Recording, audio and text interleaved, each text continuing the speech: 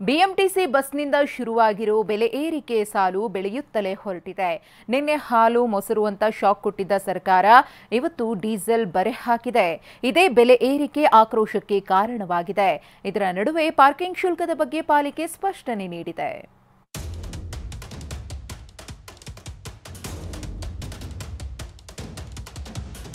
Diesel ಬೆಲೆ ಒಂದೇ ಏರಿಕೆ ಆಗಲ್ಲ. ಈಗ ತರಕಾರಿ ದಿನಸು ಎಲ್ಲನೂ ಕೂಡ ಏರಿಕೆ ಆಗೋತತೆ.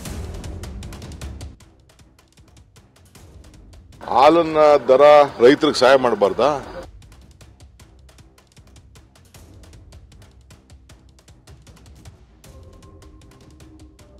ಬೆಂಗಳೂರಿಗರ ಸಂಪರ್ಕ ಸೇತುವೆ ಆಗಿರೋ ಮೆಟ್ರೋ ಟಿಕೆಟ್ ದರ ಹೆಚ್ಚಿಸಿತ್ತು.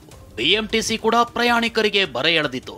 ಅವೆರಡೂ ಶಾಖಗಳಿಂದ ಬೆಂಗಳೂರಿಗರು ಸುಸ್ತಾಗಿದ್ರು. ಇದರ ನಡುವೆ ನಿನ್ನೆಯಂತೂ ಹಾಲು, ಮೊಸರು, ಕಸ, ಟೋಲ್, ವಾಹನ ಖರೀದಿ ಅಂತ 10 ಬೆಲೆ ಏರಿಕೆಯಾಗಿವೆ. ಆದರೆ ರಾತ್ರಿ ಆಗ್ತಿದ್ದಂತೆ ಮತ್ತೊಂದು ಶಾಕ್ ಎದುರಾಗಿತ್ತು. ಅದುವೇ ಡೀಸೆಲ್ ಬರೆ.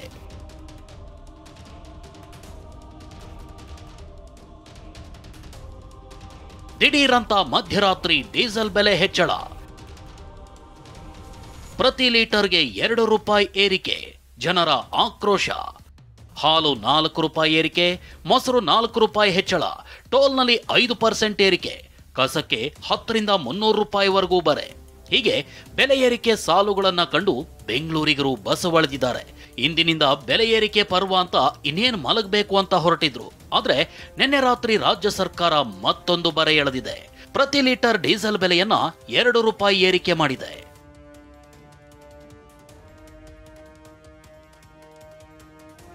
ಇಂದಿನಿಂದ ಡೀಸೆಲ್ ದರ 2 ರೂಪಾಯಿ ಏರಿಕೆಯಾಗಿದೆ. 89 ರೂಪಾಯಿ 2 ಪೈಸೆ ಇದ್ದ ಡೀಸೆಲ್ ದರ ಇಂದಿನಿಂದ 91 ರೂಪಾಯಿ 2 ಪೈಸೆಗೆ ಹೆಚ್ಚಳ ಆಗಿದೆ. ಬೆಲೆ ಏರಿಕೆ ವಿರುದ್ಧ ಬಿಜೆಪಿ ಪ್ರತಿಭಟನೆ, ಡಿಸಿಎಂ ಸಮರ್ಥನೆ.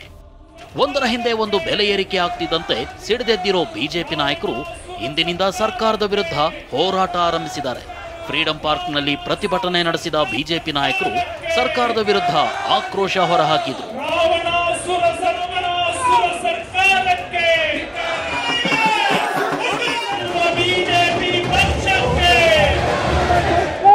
ಡೀಸೆಲ್ ಬೆಲೆ ಒಂದೇ ಏರಿಕೆ ಆಗಲ್ಲ.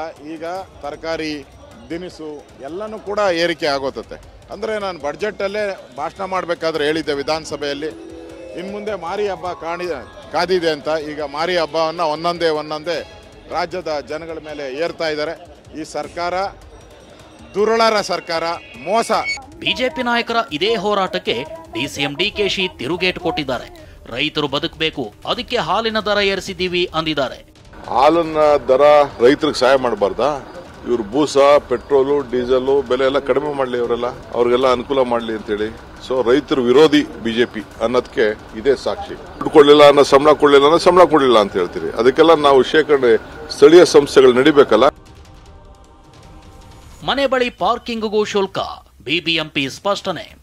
ಕಸಕ್ಕೆ ಈಗಾಗಲೇ ಶುಲ್ಕ ವಿಧಿಸಿರೋ ಪಾಲಿಕೆ ವಾಹನಗಳ ಪಾರ್ಕಿಂಗಿಗೆ ಟ್ಯಾಕ್ಸ್ ಹಾಕಿತ್ತು. 150 ಚದರ ಅಡಿ ವಸತಿ ಜಾಗದ ಪಾರ್ಕಿಂಗಿಗೆ ವಾರ್ಷಿಕ 600 ರೂಪಾಯಿ ಫಿಕ್ಸ್ ಮಾಡಿತ್ತು. ಇನ್ನು ವಾಣಿಜ್ಯ ಕಟ್ಟಡಗಳಿಗೆ 1125 ರೂಪಾಯಿ ದರ ನಿಗದಿ ಮಾಡಿತ್ತು. ಮಾಲ್, ಥಿಯೇಟರ್ ಸೇರಿದಂತೆ ವಾಣಿಜ್ಯ ಪಾರ್ಕಿಂಗ್ನವರಿಗೆ ಲಾಭ ಮಾಡಲು ಪಾಲಿಕೆ ಹೊರಟಿದೆ ಅನ್ನೋ ಆರೋಪ ಕೇಳಿಬಂದಿತ್ತು. ಈ ಸಂಬಂಧ ಇಂದು ಸ್ಪಷ್ಟನೆ ನೀಡಿರೋ ಪಾಲಿಕೆ ಆಯುಕ್ತರು ಹೊಸ ನೀತಿಯಿಂದ ಹೊರೆಯಾಗೋದಿಲ್ಲ, ಬದಲಿಗೆ ಶುಲ್ಕ ತಗ್ಗಲಿದೆ ಅಂತ ಸಮರ್ಥಿಸಿಕೊಂಡಿದ್ದಾರೆ.